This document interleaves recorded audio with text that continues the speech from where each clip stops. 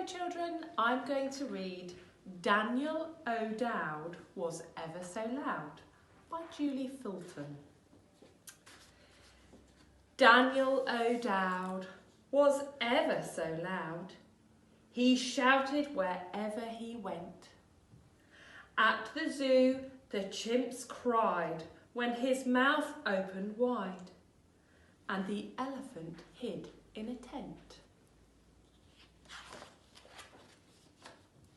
When he shouted at school, his teacher, Miss Paul, wrapped a big woolly scarf round her head.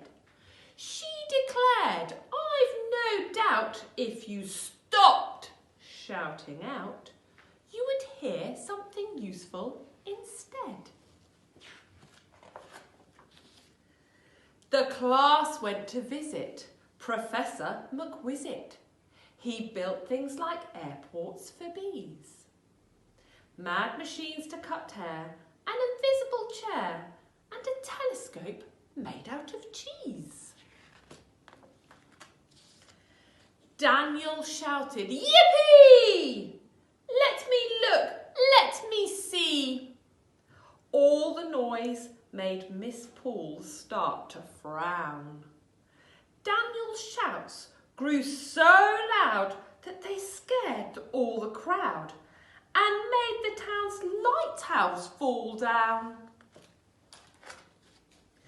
Daniel screwed up his face and looked up into space. He saw satellites, planets and stars. Then he shouted in shock, I can see a huge rock and it's racing towards us from Mars.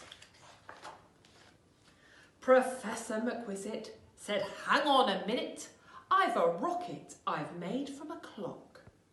If I send Daniel out and he gives a big shout, I think he could shatter the rock. Daniel clambered on board, the engines all roared, and the rocket shot way up high. It zoomed past the moon and a spaceship, and soon it was next to the rock in the sky. Daniel gave a loud shout. The noise echoed about, but the rock simply shuddered and twitched. So he shouted lots more than ever before, and bang! The rock burst into bits. The professor said, wow, you can stop shouting now. I'll explain how to fly back to Earth. But the boy didn't hear what was said in his ear. He was cheering for all that was worth. The rocket sped on, and soon it had gone, many miles from young Daniel's hometown. When he saw with a fright the Earth vanish from sight, Daniel cried out, I want to get down!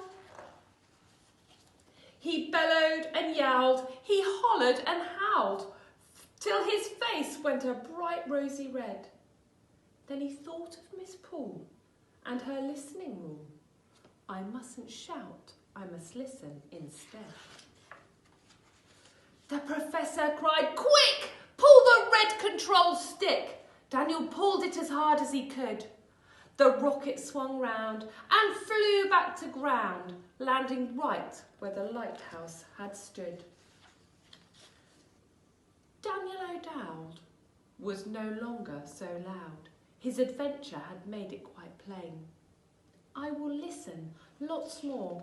I won't shout like before, unless Earth needs saving again. The end.